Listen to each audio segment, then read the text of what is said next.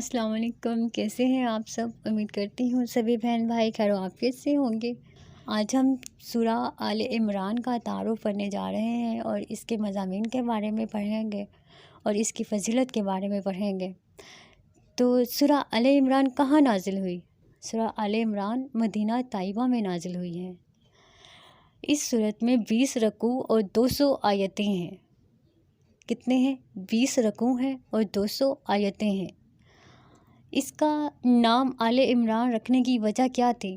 آل کا ایک معنی اولاد ہے اور اس سورت کے چوتھے اور 5ویں رکوع میں آیت نمبر 33 تا 54 میں حضرت مریم رضی اللہ عنہ کے والد عمران کی آل کی سیرت اور ان کے فضائل کا ذکر ہے۔ اس مناسبت سے اس سورت کا نام سورہ آل عمران رکھا گیا ہے۔ سورہ آل عمران کے فضائل کیا ہیں؟ اس سورت کے مختلف فضائل بیان کیے گئے ہیں، ان میں سے صرف 3 کا جو ہے وہ ذکر کروں گی۔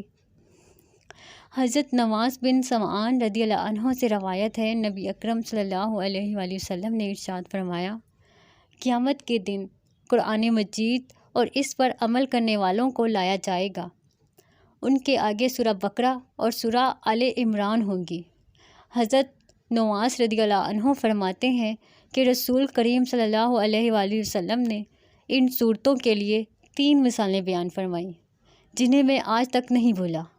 آپ صلی اللہ علیہ وآلہ وسلم نے ارشاد فرمایا، یہ دونوں صورتیں ایسی ہیں جیسے 2 بادل ہوں یا 2 ایسے سایہ بان ہوں جن کے درمیان روشنی ہو، یا صف باندھے ہوئے 2 پرندوں کی قطاریں ہوں۔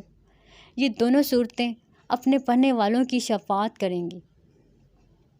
حضرت عثمان بن عفان رضی اللہ عنہ فرماتے ہیں، جو شخص رات میں سورہ آل عمران کی آخری آیتیں پڑھے گا تو اس کے لیے پوری رات عبادت کرنے کا ثواب لکھا جائے گا۔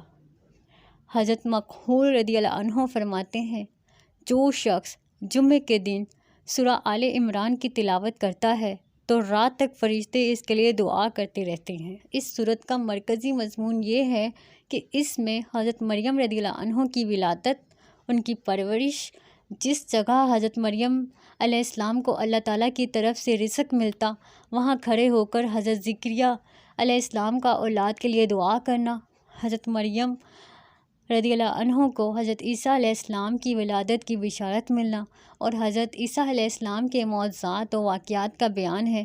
اس کے علاوہ اس سورت میں یہ مضامین بیان کیے گئے ہیں، اللہ تعالیٰ کی وحدانیت، نبی کریم صلی اللہ علیہ وآلہ وسلم کی نبوت اور قرآن کی صداقت پر دلائل دیے گئے ہیں۔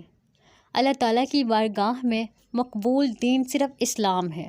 حضرت عیسیٰ علیہ السلام کی شان کے بارے جھگڑنے والے، نبی کریم صلی اللہ علیہ وآلہ وسلم کی نبوت کو جھٹلانے والے اور قرآن مجید کا انکار کرنے والے نجران کے عیسائیوں سے حضور صلی اللہ علیہ وآلہ وسلم کے ہونے والی گفتگو بیان کی گئی ہے۔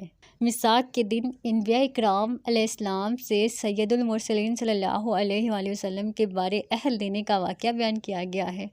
مکہ مکرمہ اور خانہ کعبہ کی فضیلت اور اس امت کے باقی تمام امتوں سے افضل ہونے کا بیان ہے۔ یہودیوں پر ذلت و خواری مسلط کیے جانے کا ذکر ہے۔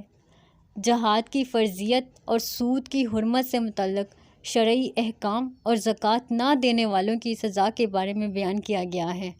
غزوہ بدر اور غزوہ احد کا تذکرہ اور اس سے حاصل ہونے والی عبرت و نصیحت کا بیان ہے۔ امت کی خیر خواہی میں مال خرچ کرنے، لوگوں پر احسان کرنے اور بخل نہ کرنے کے فضائل بیان کیے گئے ہیں۔ شہیدوں کے زندہ ہونے، انہیں رزق ملنے اور اللہ تعالیٰ کا فضل حاصل ہونے پر خوش ہونے کا بیان ہے۔